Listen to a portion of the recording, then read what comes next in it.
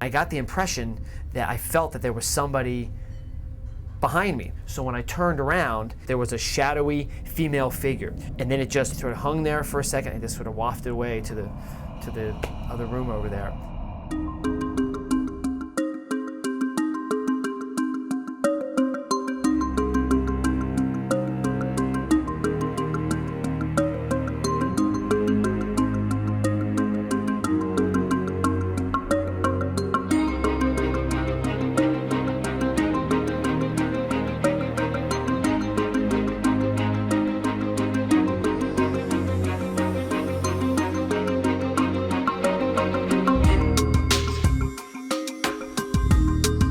Casey Morris has been here in this house for 21 years now.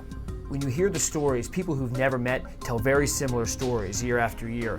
We've had customers experience it during dining. There's been all kinds of different stuff, and it's the same type of thing over and over again, so you know that there's something to it.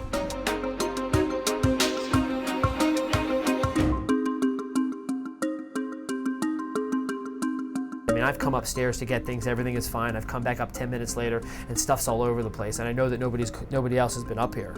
I've left this room in particular. I've walked into the office for 30 seconds and come back out, and that silverware that was on the table that I could see with my own eyes 30 seconds later would be up in the padding of the ceiling. The one night there was 2 forks that were stuck up there and a knife that was just hanging there. There couldn't have been there was nobody else here. I mean, there's no other explanation for it. There were taps on shoulders that you would feel randomly walking through the bar. There'd be nobody around you. You would feel like a distinct tap on your shoulder. I'd see my tie move, get almost as if it was being pulled. I've heard voices recently. I've heard there's a high-pitched voice that you'll hear every now and then when there's nobody else in the house. That's ghost activity. That's definitely the spirit.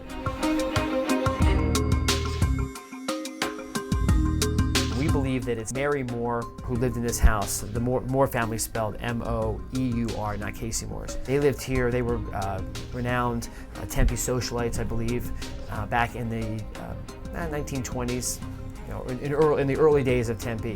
There also was a spirit here of, that some people believe is here, of a young woman who the lore says it was actually killed in this house. People have quit here because of things that have happened to them. This is a pretty good place to work. People have literally not been able to come back into the building because of things they've experienced inside the house in their own minds. And I definitely believe that there's something to the spirit. For sure, I'm sure of it.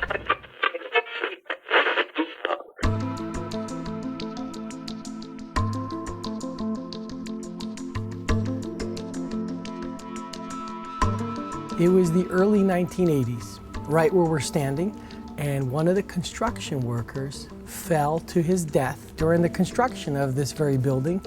And for the next, gosh, it's been 25 years, there have been stories of furniture being moved, lights left on. Sometimes it's someone sitting in a chair feeling like someone's sitting next to them out in the auditorium. It's very odd. One night I was locking up by, all alone. Lights were out, had to walk through the auditorium.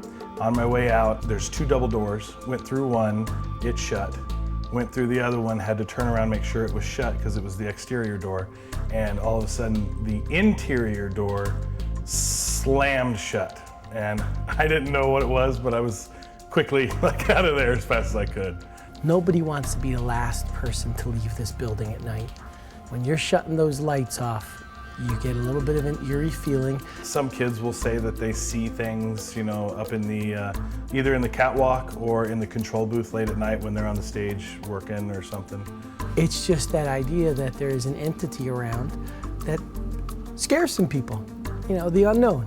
People leave the stage set a certain way. When they come in the morning, the couches are moved, things are knocked over, lights are put on. And there's been evidence of tampering, and I really don't think our custodians would go to that extent. Paco takes the blame on this. We tell lots of stories. Of course, it creates an interest, and especially around Halloween. Ooh, it's in the air, kinda. An urban legend, if you will. Paco, the urban legend.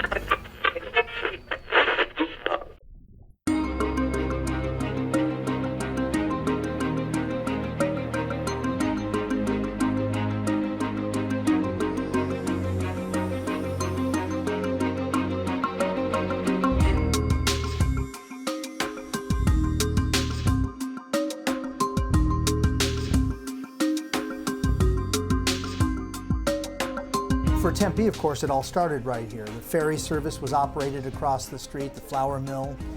It's the oldest continuously occupied structure in the whole Metro Phoenix area.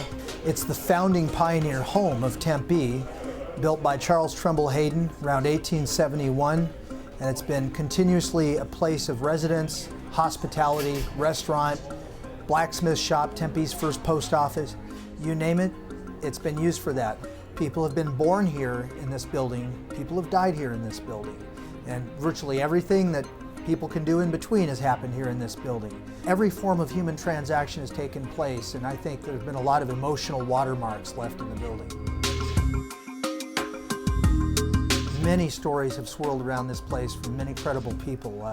I had a busboy come running up to me, pale as a sheet, saying, "I'm not going back in there, I'm not going back in there." I walked in and there was a cowboy sitting on the bench, and he looked up at me, and I turned away to tell the girl that was behind me, and he disappeared.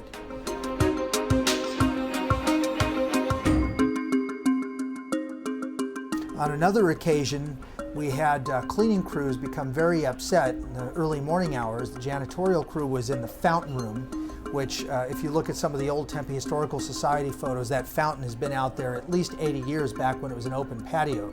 But they were cleaning up in this enclosed room now, fountain's still in there, and they heard children's voices and laughter around the fountain. And again, no one was present in the restaurant other than the cleaning crew.